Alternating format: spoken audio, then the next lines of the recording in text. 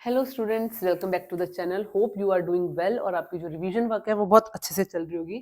आपको पता है हम क्लास 10th की रिवीजन कर रहे हैं, जिसमें हमने क्विक रिवीजन के 2 पार्ट्स किए, जिसमें हमने सारे चैप्टर्स के इंपॉर्टेंट फॉर्मूलाज और इंपॉर्टेंट ट्रिक्स या उसमें चैप्टर में क्या इंपॉर्टेंट है वो डिस्कस किया था, जिसके 2 पार्ट्स है। दोनों पार्ट्स का लिंक डिस्क्रिप्शन बॉक्स में, अगर आपने अभी तक नहीं देखा तो पहले जाके आप वो देख लीजिए।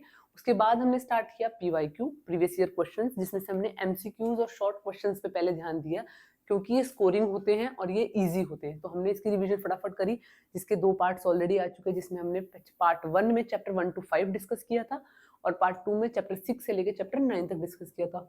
होप पार्ट 3 में आपकी बुक फिनिश हो जाए। अगर फिनिश नहीं होगी तो हमें इसका पार्ट 4 एक और यूज करना पड़ेगा।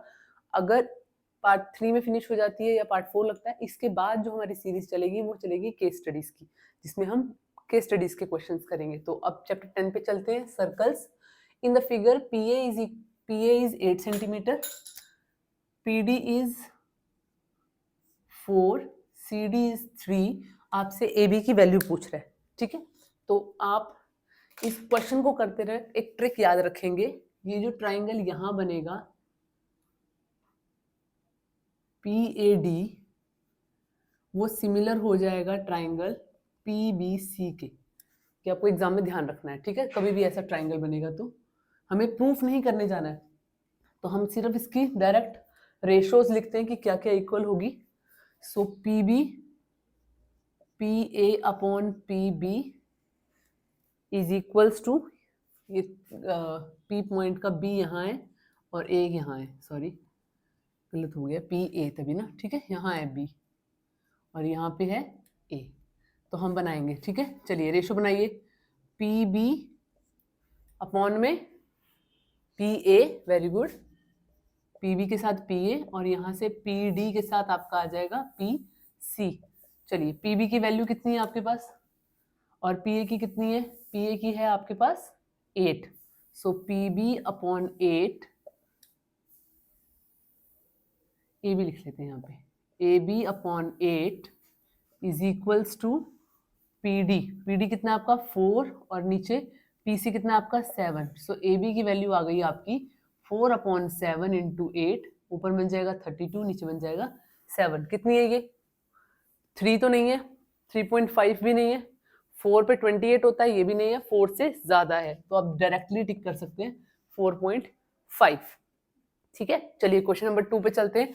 In figure ABCD is a quadrilateral, AP की वैल्यू आपके पास 6, BP की वैल्यू आपके पास 5, CQ की वैल्यू आपके पास 3 और DR की वैल्यू आपके पास 4। ये क्वेश्चन आपने अपनी NCERT में भी देखा होगा, है ना। यहाँ इस पॉइंट से जो 2 टेंजेंट जा रहे हैं DR एंड DS, दोनों इक्वल होते हैं, तो 4 से यहाँ 4, C से 2 टेंजेंट जा रहे हैं CQ और CR, दोनों टेंजेंट की वैल्यू इक्वल 3, B से 2 टेंजेंट जा रहे हैं BP और BQ, दोनों की वैल्यू 5, A से 2 टेंजेंट जा रहे हैं AP और AS, दोनों की वैल्यू 6। आपको एक एक टेंजेंट की वैल्यू दी थी, आपको उसी की सिमिलरली दूसरी की लिखनी थी, ठीक है। अब इसकी कैलकुलेशन इजी करने के लिए आप एक काम कर सकते हैं। ये जो वैल्यू आपको 6, 5, 3 और 4 दी है, यही आपने डबल की है, तो पहले आप इन्हीं को ऐड कर लीजिए। 6 और 4 10, 10 और 3 13, 13 और 5 18। सो 18 इंटू 2 36, डायरेक्ट आंसर, ठीक है। अगर आप चाहें तो वैसे पूरा ऐड करके भी बना सकते हैं, ऐसे 6 + 6, 5 + 5, 3 + 3, 4 + 4, तब भी आंसर आपका 36 ही आएगा। ओके, चलिए move to the question number 3। PQ is a chord, एक कॉर्ड है PQ और PR एक टेंजेंट है। हमें RPQ की वैल्यू 50 दी है, हमसे POQ की वैल्यू यहाँ पे पूछ रहा है, ठीक है। जैसा कि आपको दिख रहा है OP और OQ दोनों क्या है, रेडियस है, तो दोनों की वैल्यू इक्वल होंगी। अगर दोनों साइड्स इक्वल होंगी तो उनके अपोजिट के एंगल भी इक्वल होंगे, एंगल 1 और एंगल 2 भी आपके इक्वल होंगे। सो एंगल 1 और एंगल 2 इक्वल हो गए, ठीक है, और POQ आपको निकालना है, अंडरस्टैंड। अच्छा अब आइए यहाँ, ये पूरा इसके साथ क्या बनाता है, 90 डिग्री का angle. Tangent is perpendicular to radius, तो पूरा एंगल 90 है। 90 में से बाहर वाला कितना है आपके पास 50, तो एंगल 1 की वैल्यू हो गई आपके पास 40। सो एंगल 2 की वैल्यू भी आपके पास हो गई 40। 1 + 2 प्लस एंगल O, तीनों मिला के कितना है 180, इन दोनों की 40 40 80 plus angle O equals to 180, यानी एंगल O कितना आ गया आपके पास 100 degree. Option number A is correct. ठीक है, चलिए move to question number 4। AOB, ये आपके पास 100 डिग्री दिया है, ये भी क्वेश्चन ऊपर वाले की तरह मिलता जुलता लग रहा है। ABP उल्टा है, पिछली बार जो एंगल दिया था इस बार वो पूछ रहा है, और पिछली बार जो एंगल पूछा था इस बार वो दिया है, तो उल्टी ट्रिक लगा लीजिए। OA और OB इक्वल हो गए, सो एंगल 1 और एंगल 2 इक्वल हो गए। माइंड में कैलकुलेशन करेंगे, 100 प्लस 1 प्लस 2 180, और ये दोनों आपस में क्या है equal, so twice of angle 1 is 80, angle 1 is 40 degree. ठीक है, एंगल 1 अगर 40 डिग्री का हो गया ये वाला, या एंगल 2 40 डिग्री का हो गया, सो एंगल PBA कितना हो जाएगा 90 minus 40 degree which is equals to 50 degree. So angle option A is correct.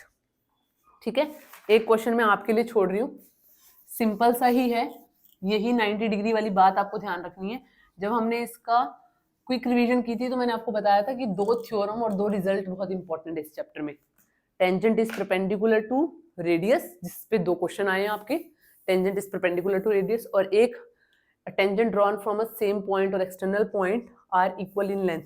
Tangent एक पॉइंट से अगर 2 टेंजेंट बन रहे हैं तो दोनों की वैल्यूज इक्वल होंगी, जो आपका क्वेश्चन नंबर 2 में यूज हुआ है। ठीक है, एक क्वेश्चन आपके लिए, क्वेश्चन नंबर 5, आपको एंगल PTQ की वैल्यू निकालनी है। डायग्राम मैं आपको बना रही हूँ, ये आपको 100 दिया है, ये एंगल आपसे पूछ रहा है। Options are 30, 80, 70, 60 and 50। ठीक है, इसको आप खुद करेंगे, मैं आपको हिंट दे देती हूँ। PA जो है वो रेडियस है और ये टेंजेंट है, तो यहाँ वाला एंगल और यहाँ वाला एंगल 90 होगा। ठीक है, कर ही देते हैं। अब आप एक काम करेंगे, 100 plus 90 plus angle T equals to 360 करेंगे, उससे इजी फॉर्म बता रही हूँ मैं आपको। ये और ये 90 है तो ये 180 साइड हो गया 360 में से डायरेक्टली हर बार। इसका और इसका भी 180 बनाना है अब आपने। ठीक है, तो 100 यहाँ है तो यहाँ कितना आएगा 80। ऐसे कैलकुलेशन करने की जरूरत नहीं है, ये 90 और ये 90 होगा जब भी रेडियस और टेंजेंट का, तो ये 180 हो जाएगा। इस 180 को आप साइड कर देंगे और बाकी 2 का भी सम क्या बनाएंगे 180 बनाएंगे। क्यों? क्योंकि 360 है, 180 ऑलरेडी साइड हो चुका है, ये आपको माइंड में पता है पहले से। तो हमेशा यहाँ जितने, अगर यहाँ 60 देंगे तो यहाँ कितना आ जाएगा 120, ऐसे डायरेक्ट लगाएंगे अब आप। ठीक है, चलिए इसके बाद करते हैं हम chapter number 12, area related to circle. Yes, move to chapter number 11, area related to circle. ठीक है, the radius of a bicycle wheel is 14 centimetre, the distance covered by the wheel after making 50 complete rotation. एक wheel चल रहा है और उसमें चक्कर लगा रहा है, उस व्हील का जो रेडियस है वो कितना है 14 सेंटीमीटर दिया हुआ है। आपको निकालना है उसके 50 रेजोल्यूशन रोटेशंस का। ठीक है, जब एक व्हील रोटेट होता है तो उसका एरिया यूज होता है या उसका सर्कमफ्रेंस? सर्कमफ्रेंस यूज होगा, क्योंकि एक गोल चीज घूम के जा रही है तो उसकी बाउंड्रीज घूम रही है। जैसे आप चक्का घुमाते हैं ना, एक सिलेंड्रिकल, या एक सिलेंड्रिकल नहीं बोलूंगी, क्या बोले बच्चे, टायर घुमाते हैं, है ना, तो टायर का क्या, उसकी बाउंड्रीज यूज हो रही होती है रोटेट होते रहे। तो इसमें क्या लगेगा, पेरीमीटर लगेगा या एरिया लगेगा? क्या लगेगा, पेरीमीटर लगेगा। सो हमें 2πr का फॉर्मूला लगाना है। r छोटा लिख लीजिए या बड़ा लिख लीजिए, आपकी इच्छा है।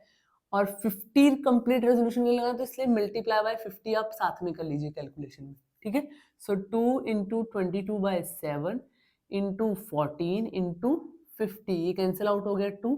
देखिए 5 और 2 मिलके बना 10, एक जीरो ऑलरेडी था 2, और ये बन गया आपका 44। कैलकुलेशन को छोटे से छोटा और इजी वे में करना है, मिक्सअप नहीं कर देना। ठीक है, so answer is 440 and centimetre. देखो यूनिट देखकर भी पता लग रहा था कि पेरीमीटर निकालना है, क्योंकि unit is centimetre.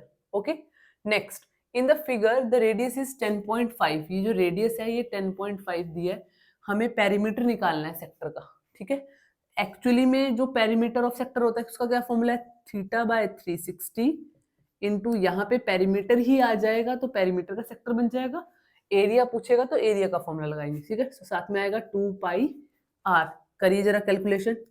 So 60/360 into 2 into 22/7 और 10.5 को लिख दे 105 अपॉन में इसके रख दीजिए 10, करिए कैंसिल, ये आ गया आपका 6, 2 1 2 2 3 और इसको 7 से काट देते हैं पहले 15 और इसको इससे काट देते हैं 5। सो आपका बन गया 10 एंड 10 अपॉन में 10।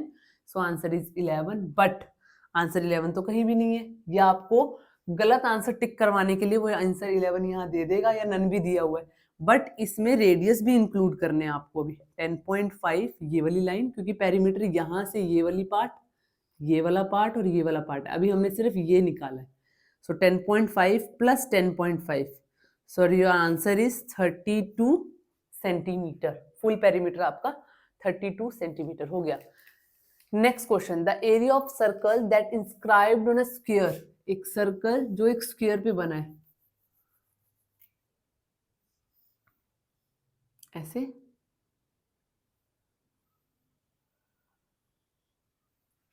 ऐसी कुछ शेप बनेगी, ठीक है।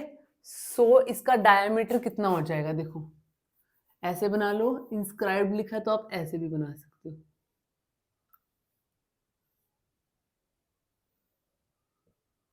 ठीक है। डायग्राम ठीक से नहीं आ रहा, चलिए ये आपको कितना दिया, स्क्वायर की साइड, जो स्क्वायर की साइड दी होगी वही आपके लिए डायमीटर हो जाएगा, ठीक है। सो रेडियस कितना हो गया आपका 6/2 विच इज 3। सो आपको एरिया ऑफ द सर्कल निकालना है और आंसर आपको पाई में ही दिया हुआ है।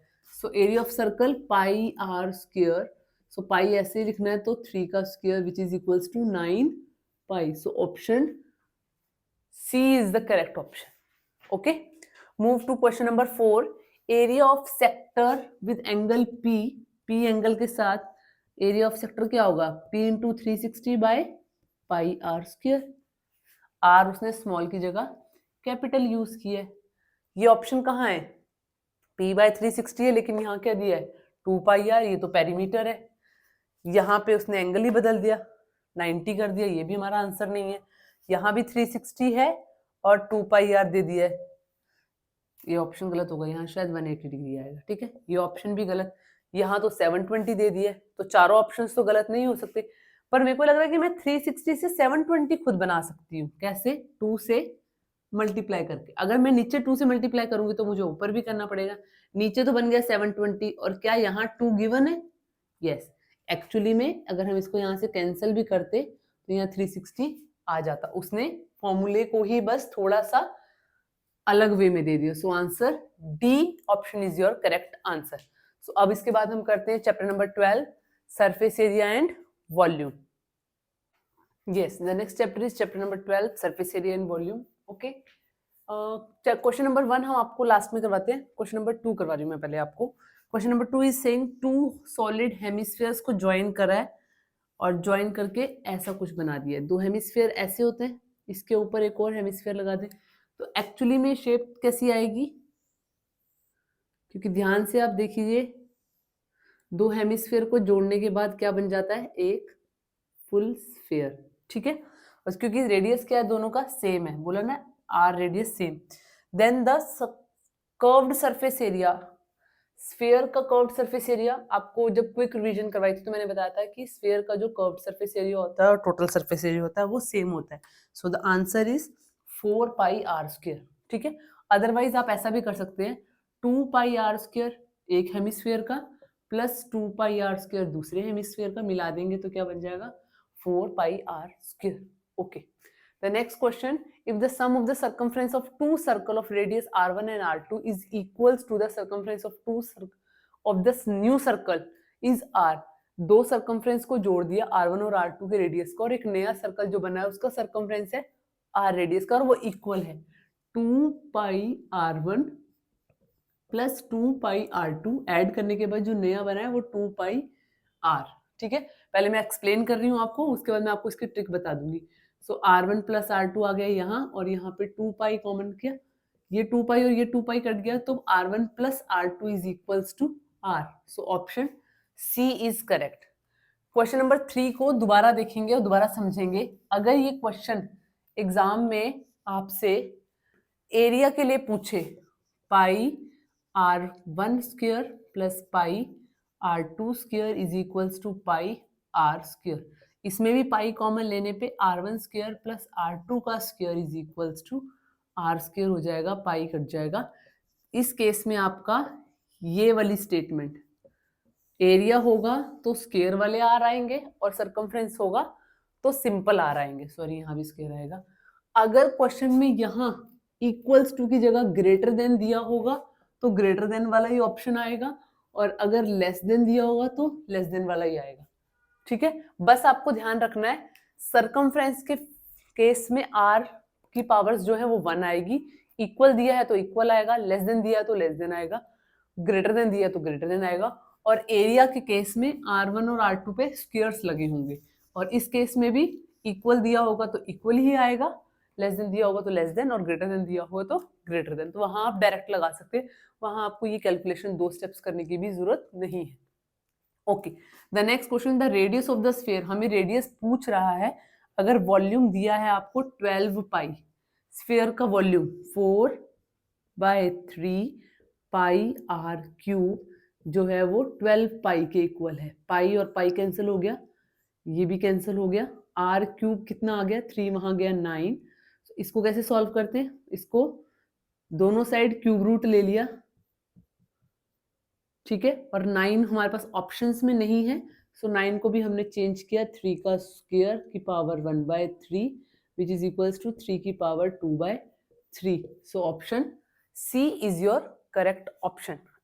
अब चलते हैं हम क्वेश्चन नंबर 1 पे। Question number 1 is the sum of length, breadth and height L plus B plus H, इन तीनों का सम हमें दिया है 6√3।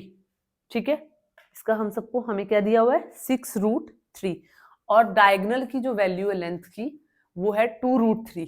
आपको मैंने क्विक रिवीजन में डायगोनल का फॉर्मूला लिखवाया था specially, L square plus B square plus H square जो होता है वो डायगोनल की लेंथ होती है। ठीक है, वो कितनी दी हुई है आपको, 2√3। तो यहां से 2√3 का भी D का स्क्वायर कर लेंगे। ठीक है, 2 2 ज़ा 4, 4 3 ज़ा 12, यहाँ D होता है ना, D का स्क्वायर होता है यहाँ पर भी डायगोनल में, या तो फिर हमें यहाँ पे अंडर रूट लेना पड़ता है, याद है ना। तो उस केस में हम यहाँ लिख देती हूँ दोबारा आपको, D is equals to √L square plus B square plus H square. ये फॉर्मूला है, मैंने अंडर रूट को दूसरी साइड ले जाके स्क्वायर कर दिया। अब हमसे पूछ रहा है टोटल सरफेस एरिया, फॉर्मूला क्या है, 2LB BH प्लस HL, और ये LB BH HL कहाँ से आएगा, स्क्वायर के फॉर्मूले से आएगा ना, तो मैं इसका स्क्वायर कर देती हूँ। L plus B plus H का होल स्क्वायर इज 6√3 का होल स्क्वायर। ठीक है, इसका होल स्क्वायर खोल दो, L square plus B square plus H square plus 2LB plus 2BH plus 2HL, और इक्वल्स टू में कितना आ जाएगा आपके पास, 6 6 ज़ा 36, और आपके साथ है 3, ये बन जाएगा 108। ठीक है, नीचे का क्वेश्चन इरेज कर देती हूँ मैंने कहा था ये क्वेश्चन थोड़ा सा लेंदी है। L square plus B square plus H square की वैल्यू आपने अभी 12 निकाली, 12 प्लस इन सब में से 2 कॉमन ले लो, LB BH HL equals to 108। So 2 of LB BH plus HL is equals to 108 minus 12, जो कि आपका आ गया 86। ठीक है, सॉरी 96। तो ये आपका TSA का ही फॉर्मूला है, so TSA is equals to 96। So option B is correct. Exam में आपसे TSA ना पूछ के कई बार LB plus BH plus HL इसकी भी वैल्यू पूछ लेता है, तो आपको इस 2 को नीचे लेके जाना पड़ेगा और 48 आंसर बनाना पड़ेगा।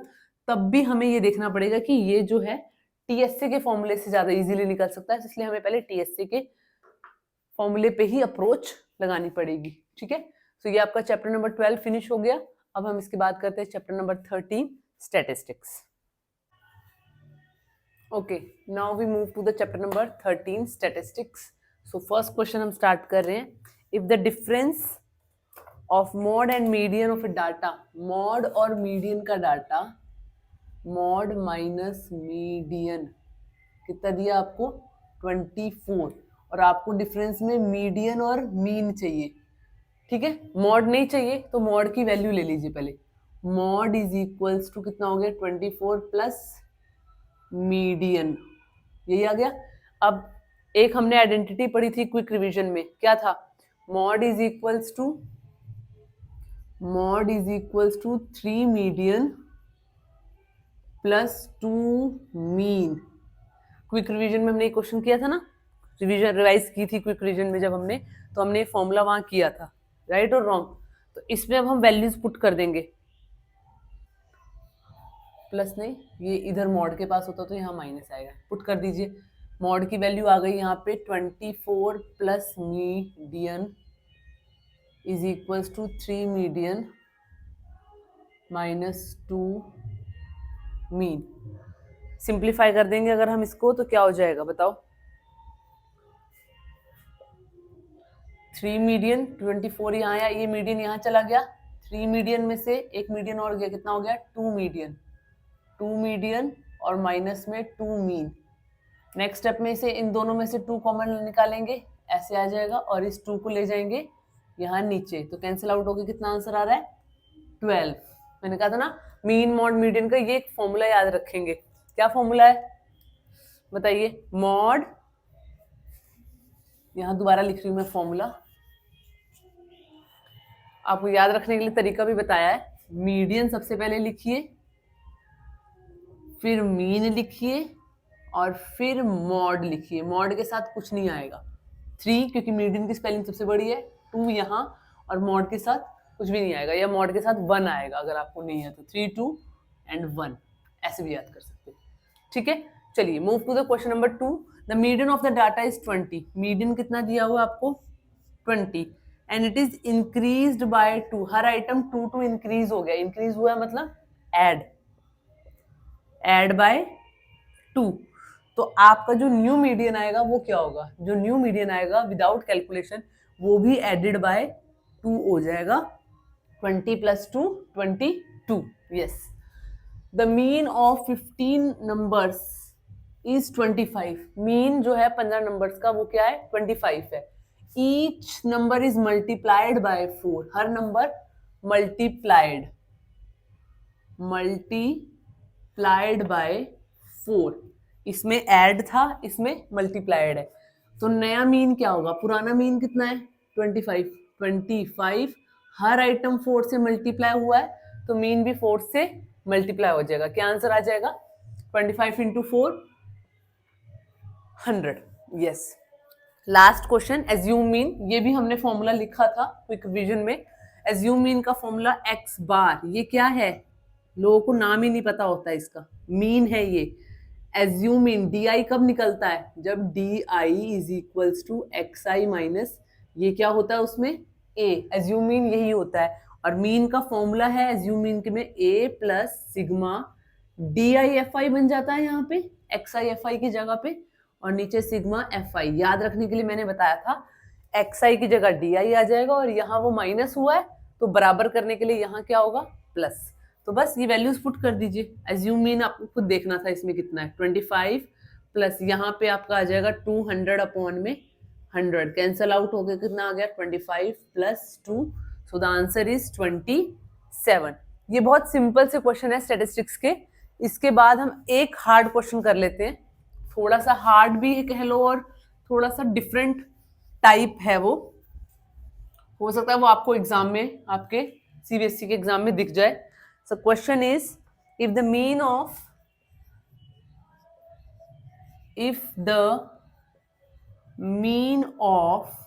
x and 1 by x is m से डिनोट किया है x और 1 by x के मीन को, then mean of X cube and 1/x cube is options m cube, option B m cube minus 3/2, option C m cube plus 3 and option D है आपका m 4m cube minus 3। ये आपका question है, ठीक है। कैसे simplify करेंगे इसको? इसमें हम क्या करेंगे, यस, x और 1/x का जो मीन है वो हमें कितना दिया हुआ है m, x प्लस 1/x का मीन, कितने नंबर्स हैं, 2 ऑब्जर्वेशंस का मीन हमें कितना दिया हुआ है m, ठीक है। तो क्या करेंगे इसके बाद, इसमें से x प्लस 1/x की वैल्यू निकाल लेंगे, कितनी आ जाएगी, 2m आ जाएगी। अब हमें क्या चाहिए, क्यूब चाहिए, तो इसमें क्यूब का फॉर्मूला लगा दीजिए, इसका भी क्यूब कर दीजिए और इसका भी क्यूब कर दीजिए, ठीक है। यहाँ क्या आ जाएगा, x cube plus 1/x cube plus 3। अब 3 के साथ यहाँ पे आता है a 1/ab और साथ में ये ब्रैकेट आती है, इस ब्रैकेट को ओपन नहीं करना है आपने। इस ब्रैकेट को ओपन क्यों नहीं करना है, क्योंकि इसकी आपके पास वैल्यू डायरेक्टली गिवन है, ठीक है। और इक्वल्स टू में कितना हो गया आपका 8m क्यूब, ठीक है। यहां तक आ गया आपका स्टेप। अब आगे करते हैं, यहां से हम वैल्यू लेंगे और कहां पुट करेंगे, आगे एक्स क्यूब को यहीं रहने दीजिए, x cube plus 1/x cube, 3 के साथ ये जो दिया है ये कट गया, प्लस 3 और ब्रैकेट में देखिए x प्लस 1/x की वैल्यू कितनी है, 2 ऑफ m, यहां से x प्लस 1/x की वैल्यू निकाल देंगे हम, ठीक है, is equals to 8m cube, यही आ जाएगा। तो x cube plus 1/x cube की वैल्यू कितनी आ गई, 8m cube minus 6m, right और रॉन्ग, ये आ गई x cube plus 1/x cube की वैल्यू। अब आपसे पूछ रहा है इसका मीन, तो मीन करेंगे तो एक्स क्यूब और 1/x क्यूब के अपॉन में कितना आ जाएगा, 2, क्योंकि 2 टर्म्स है, डिवाइड बाय 2, तो ये टर्म्स भी डिवाइडेड बाय क्या हो जाएगी, डिवाइडेड बाय 2, ठीक है। इसमें से 2 कॉमन लेंगे, m भी कॉमन ले सकते हैं साथ में, 4m क्यूब माइनस 3 अपॉन में 2, ये 2 से 2 कैंसिल हो गया, सो m 4m क्यूब माइनस 3। तो यहां से आंसर आपका क्या आ गया, आंसर आ गया आपका बी पार्ट। एग्जाम में आपसे ये क्यूब और x square plus 1/x square, ये 2 क्वेश्चन पूछ सकता है, x square plus 1/x square. इसका आंसर आप मेरे को कमेंट में बताएंगे क्या आएंगे। कुछ नहीं करना है आपको, यहाँ पे इस स्टेप में स्क्वेयरिंग करनी है, जैसे मैंने क्यूबिंग करी ना वैसे अब यहाँ पे स्क्वेयरिंग करेंगे, ठीक है। A square plus b square plus 2ab लगा देंगे, यहाँ पे कुछ नहीं होगा, 2ab वाला कैंसिल आउट हो जाएगा और उसको बस आपको सिंप्लीफाई करना है, ठीक है। तो कमेंट में मुझे x square plus 1/x square का मीन बताएंगे। अब इसके बाद हम स्टार्ट करते हैं next chapter, probability. Okay, move to the chapter number 4, probability, which is the last chapter of this book. So ये आपका PYQ का लास्ट टॉपिक है, इसके बाद हम नेक्स्ट सीरीज करेंगे केस स्टडी की। इसकी रिवीजन, क्विक रिवीजन में इसकी वीडियो की क्लिपिंग नहीं डली थी, सो मैं इसकी क्विक रिवीजन यहीं करा रही हूँ आपको, और इजी भी है। किसी भी प्रोबेबिलिटी किसी भी इवेंट की निकालनी हो, number of favourable outcome, number of favourable outcome और अपॉन में आ जाएगा टोटल नंबर ऑफ आउटकम्स। जैसे मैं आपको एग्जांपल दूं कि मेरे पास 4 ब्लैक पेन और 2 ब्लू पेन है, मान लीजिए, ठीक है। 4 ब्लैक और कलर चेंज कर देते, 2 ग्रीन है।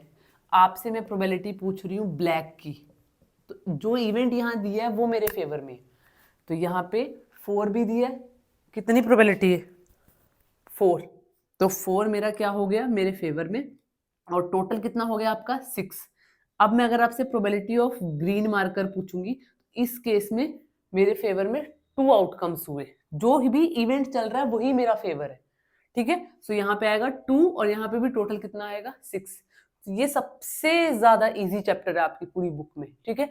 सेकेंडली एमसीक्यूज में इसके क्वेश्चन की कैलकुलेशंस नहीं होती इतनी ज्यादा, डायरेक्टली आप क्वेश्चन देख के आंसर लिखेंगे। इवन ये किसी भी सेक्शन में भी आ जाए वहां पे भी इसकी कैलकुलेशन इतनी ज्यादा नहीं है, बस आपको लॉजिक लगाना है, आपको समझना है कि क्वेश्चन में बोल क्या रहा है। और अगर इसका क्वेश्चन केस स्टडी में आ जाए ना तो आपके नंबर मतलब फ्री के नंबर दे रहा है बोर्ड वाला, आपको ये समझ लीजिएगा, ठीक है। बस उसको पढ़ना ध्यान से। चलिए, अ लेटर इज चूज, एक लेटर चूज की है from a random from the probability of the word a mathematics. इस वर्ड्स में से आपका एक वर्ड सिलेक्ट किया गया, और जो वर्ड सिलेक्ट किया गया, what is the probability that the word is a vowel. हमारे फेवर में क्या है, मैंने आपको बोला था इवेंट क्या है, वोवल। सो वोवल, इस पूरे में कितने वोवल्स हैं, 1 2 3 4 5, सॉरी लास्ट का इसने 4, ठीक है, तो 4। अब एक बात देखिए, बिना टोटल आउटकम्स देखे ही मैं आंसर बता सकती हूँ 4 किसके फेवरेबल आउटकम में, इसके इसके इसके या इसके इसके, तो आंसर आपका डी ही है बिना टोटल आउटकम्स देखे, ठीक है। फिर भी काउंट कर लेते हैं 1 2 3 4 5 6 7 8 9 10 11, तो आंसर इज डी, ठीक है। साथ में दूसरा भी करके चलते हैं। कॉन्सोनेंट्स का पूछूंगी अगर मैं तो क्या आएगा, प्रोबेबिलिटी ऑफ कॉन्सोनेंट, दोबारा निकालने की जरूरत नहीं है। 11 में से 4 अगर वॉवल्स है तो बाकी कितने आएंगे कॉन्सोनेंट्स, 7, वेरी गुड। तो 7/11 बन जाएगा आपका कॉन्सोनेंट्स की प्रोबेबिलिटी, बट ये आपसे पूछी नहीं है अभी, ठीक है, वॉवल्स की पूछी है। An event is very unlikely to be happen, its probability is closest to, एक नंबर है, एक प्रोबेबिलिटी है, एक नंबर है जो वो हो तो रहा है बट बहुत अनलाइकली, बहुत कम है। अनलाइकली मतलब चूज किया है बट बहुत छोटा है, ठीक है। तो कौन सी प्रोबेबिलिटी हो सकेगी, इस क्वेश्चन में आपको क्या याद रखना है, ऑप्शंस में जो भी प्रोबेबिलिटी सबसे छोटी है, छोटी इन द सेंस 0.1 0.01 0.001 0.0001, सारी प्रोबेबिलिटीज पॉसिबल है ना, लेकिन इनमें सबसे छोटी कौन सी है, 0.001। जो सबसे छोटी प्रोबेबिलिटी होगी वही आपकी आंसर में आएगी, अनलाइकली, ठीक है। Which of the following is the possibility of A probability of an event, इनमें से कौन सी प्रोबेबिलिटी होने की संभावना है। ऐसा क्वेश्चन आपको अपने आपके एग्जाम में एमसीक्यू में जरूर दिखेगा। कौन सी प्रोबेबिलिटी नहीं होने की, कौन सी प्रोबेबिलिटी होने की, या कौन सी लाइकली या अनलाइकली होने की। लाइकली बोलेगा तो सबसे ज्यादा जो भी ऑप्शंस में दिया होगा वो लेना है, ठीक है। अनलाइकली बोला होगा सबसे छोटा लेना है। प्रोबेबिलिटी है या नहीं है उसका मैं आपको अभी समझा रही हूँ। देखिए, -2/√3 नेगेटिव में प्रोबेबिलिटी कभी भी नहीं होती। क्यों, किसी भी चीज की संभावना होने की मैक्सिमम टू मैक्सिमम नहीं होगी ना। एक इवेंट है, एक ब्लैक कलर का मार्कर निकालने का इवेंट है, तो या तो वो मार्कर निकलेगा, नहीं निकलेगा तो 0 होगी ना प्रोबेबिलिटी, नेगेटिव थोड़ी जा सकती है, ठीक है। 3/2 विच इज इक्वल्स टू 1.5, 1 से बड़ी probability, greater than 1, greater than 1 probability not possible. Probability always lies between 0 and 1, हमेशा याद रखेंगे। 2/3 इज समथिंग 0.6 हो सकती है, 1.9 फिर से आ गई, तो आंसर इज सी, ठीक है। एक क्वेश्चन और कर लेते हैं, उसके बाद जो मैंने आपको अभी समझाया वो मैं दोबारा रिपीट कर लेती हूँ। अ bag contains 8 red 2 black and 5 white balls, 1 ball is drawn at random, the probability of the ball not white, white की कितनी है 5, या तो ये 5 आप टोटल में से डिलीट कर दीजिए तब भी आपका आंसर आ जाएगा, या इन 5 को छोड़कर व्हाइट नहीं लेनी तो 8 रेड और 2 ब्लैक ले ली तो कितना हो जाएगा 10, और नीचे टोटल कितना आ जाएगा आपका 15। सो डिवाइड करेंगे तो आ जाएगा 2/3। इसको आप ऐसे भी लिख सकते हो, या फिर 15 में से 5 माइनस करके जो आंसर आया 10 उसके साथ भी 15 को लिख सकते हो, तब भी आपका आंसर यही आएगा, ठीक है। एक क्वेश्चन और दे रही हूं और साथ में आपको ये समझा रही हूँ, लास्ट में जो मैंने आपको अभी बताया, आप जब एग्जाम देकर आएंगे तो आप सोचेंगे कि मैम ने जो बोला था वही क्वेश्चंस रिपीट हुए हैं, ऐसा होगा, ठीक है। अ नंबर इज सिलेक्टेड, एक नंबर सिलेक्ट किया है from 1 to 25, find the probability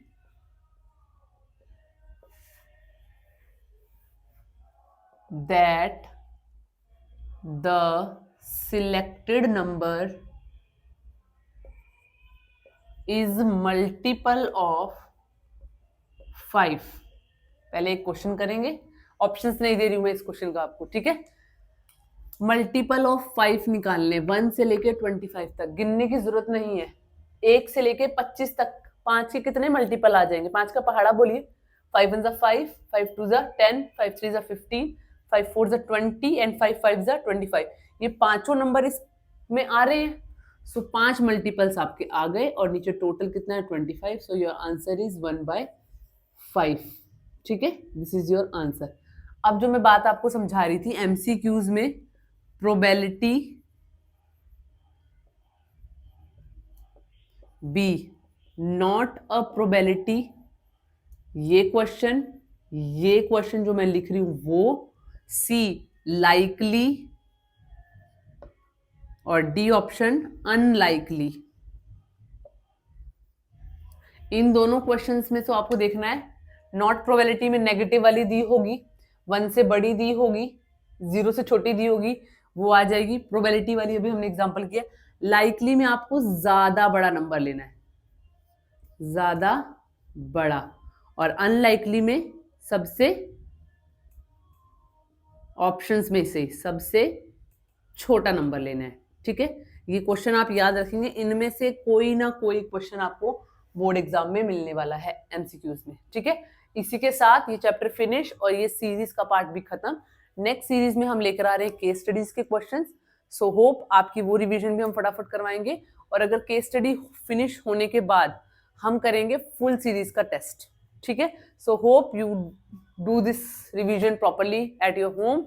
आपको इसमें हेल्प मिली होगी इस वीडियो से, so thank you so much.